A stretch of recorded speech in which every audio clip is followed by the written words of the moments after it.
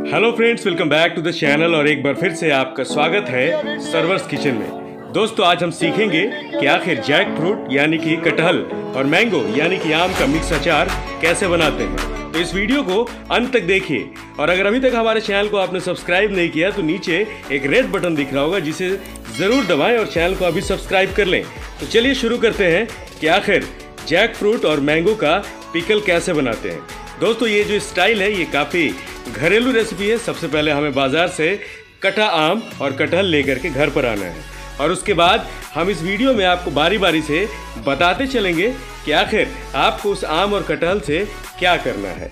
तो सबसे पहले हमने कटे हुए आम और कटहल को धो करके हल्दी के साथ मिक्स कर उसे सुखा लिया और सुखाने के बाद उसे तकरीबन 1 दिन तक ऐसे ही खुली हवा में छोड़ा गया। और जब हल्दी और कटहल सब मिक्स हो गए, आम के साथ वो सूख करके तैयार हो गए, तो अब आता है मसालों का दौर। देखिए, देसी यानी कि मसाले बहुत ही ज़्यादा ज़रूरी होते हैं। तो सबसे पहले इस अचार में डालने के लिए कौन कौन से मसाले चाहिए, तो लाल सूखी मिर्च, धनिया, जीरा गोलकी, इसके साथ सौंफ बहुत ज़रूरी है टेस्ट के लिए। अब इन सभी मसालों को हम मिक्स करेंगे और मिक्स करने से पहले सबको अलग अलग भून लेंगे। सबसे पहले हम तवे पर सौंफ को डालते हैं और उसको अच्छी तरह से मिलाते हैं। सौंफ से एक अच्छा टेस्ट, कुदरती टेस्ट निकल करके सामने आता है।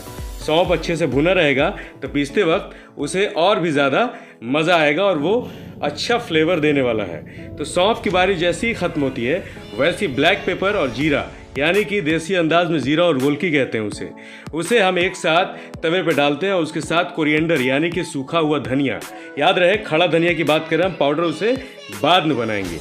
इन सभी को एक साथ मिक्स करते हैं और पचफोरन, जो कि बहुत ज़रूरी है, पचफोरन को हमें ऐड करने से कई सारे फ्लेवर्स आते हैं, जिसमें मेथी, सरसों, जीरा और कई सारे फ्लेवर्स उसमें पहले से होते हैं। इन सभी को मिक्स करने के बाद एक ज़बरदस्त जायका तैयार होता है जो अभी तवे पर गरम हो रहा है। अब इन सब को गरम करने के बाद जैसे उसे भून लिया गया, उसके बाद आती है बारी सरसों की यानी कि मस्टर्ड। अगर इंडियन फूड में, इंडियन कुजीन्स में, इंडियन ट्रेडिशन में अगर सरसों ना हो तो मज़ा नहीं आता। ख़ास करके अगर बिहारी फ्लेवर की बात कर ले हम, तो सरसों का बहुत ज़्यादा इस्तेमाल होता है हमारे बिहारी फूड में। और लाल मिर्च, अभी से ही पानी आता है मुँह में। लाल मिर्च का उपयोग बहुत ज़रूरी है क्योंकि ये जो तीखापन देता है, शायद वो मार्केट वाला लाल मिर्च पाउडर आपको तीखापन ना दे।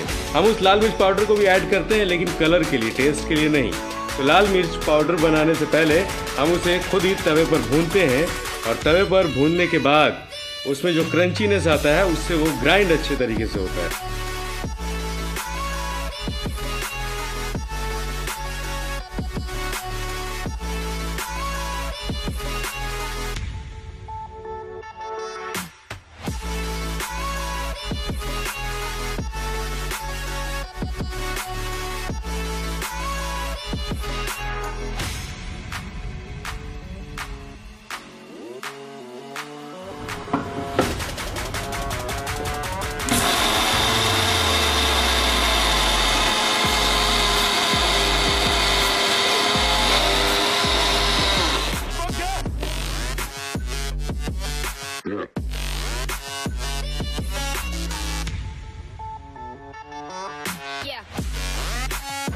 का पाउडर बनाने के लिए हमें उसको मिक्सर ग्राइंडर में डालना है और ये मिर्च, ध्यान रहिए, पहले से इसको तवे पर भून लिया गया ताकि ये पीसने में और भी ज़्यादा आसानी हो।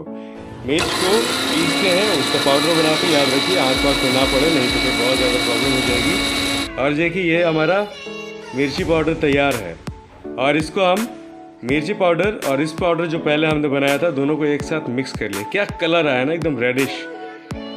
अचार कहा जाता है कि उससे फीलिंग्स जुड़ी होती है। घरों में अचार, अगर आप बिहारी स्टाइल के अचार जब खाएंगे आप, तो आपको उसमें फीलिंग्स नज़र आएगी। उसमें अभी जितने भी सुखा करके रखे गए थे हमारे आम और कटहल को, जो हमने 1 दिन तक सुखा करके रखा था हल्दी के साथ मिक्स करके, थोड़ा सा धूप दिखाया था, अब उसको तैयार करने की बारी है।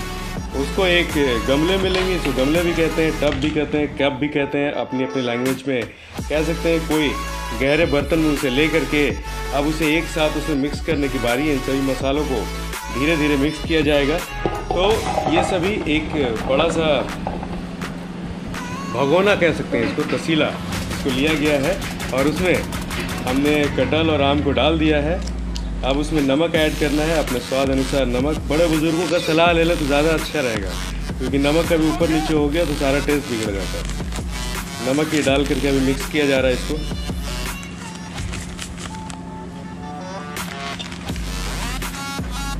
अब नमक जब मिक्स होने के बाद अभी उसको सारे जो मसाले हैं उस मसाले को भी इसमें ऐड करेंगे।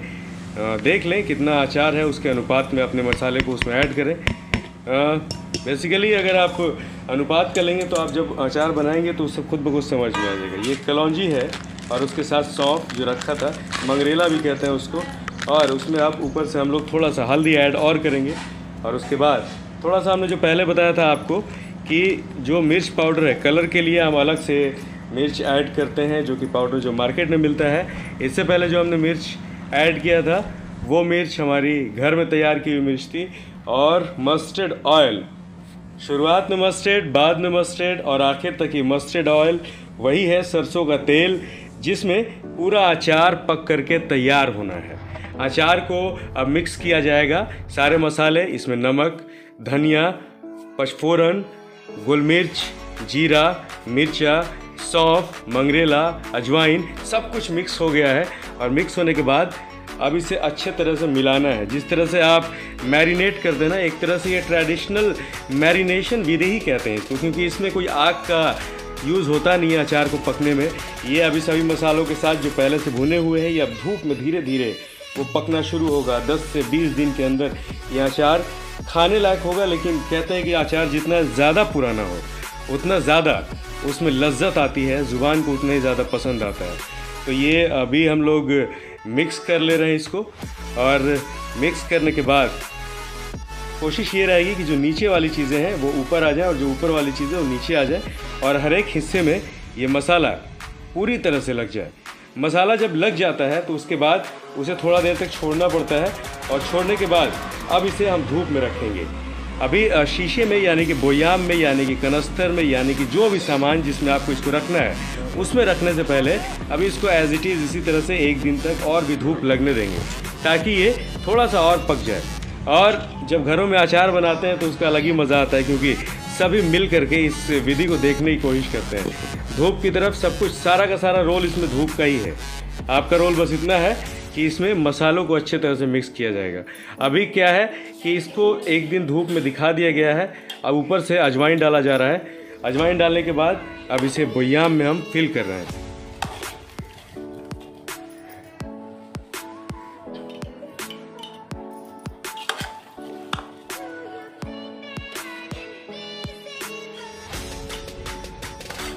आराम आराम से डालना है, क्योंकि सारा तेल जो है वो अंदर सोख कर चुके हैं। और इसके बाद हम लोग इसमें और भी तेल अभी ऐड करेंगे। ऐसा नहीं कि जो शुरू में तेल हमने डाला वही तेल ज़रूरी है।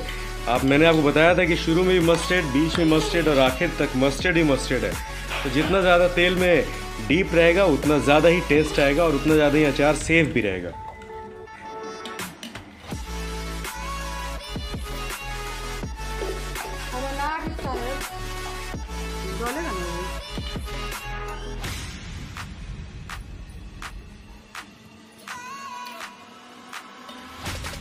अभी जब बोयाम में पूरी तरह से अचार जा चुका है तो अब बारी आती है तेल डालने की। ये तेल जो आप देख रहे हैं ये तेल पकाया हुआ है। पकाया हुआ मतलब हम कच्चा तेल नहीं ऐड कर रहे हैं, क्योंकि कच्चे तेल की खुशबू अच्छी नहीं होती है। पहले इसको गर्म किया गया है और गर्म करके इसको ठंडा किया है। हल्का गुनगुना तेल को इस अचार में डाला गया है बोयाम के अंदर, और बस ये अब अचार ऑलमोस्ट तैयार हो चुका है धूप में रखने के लिए।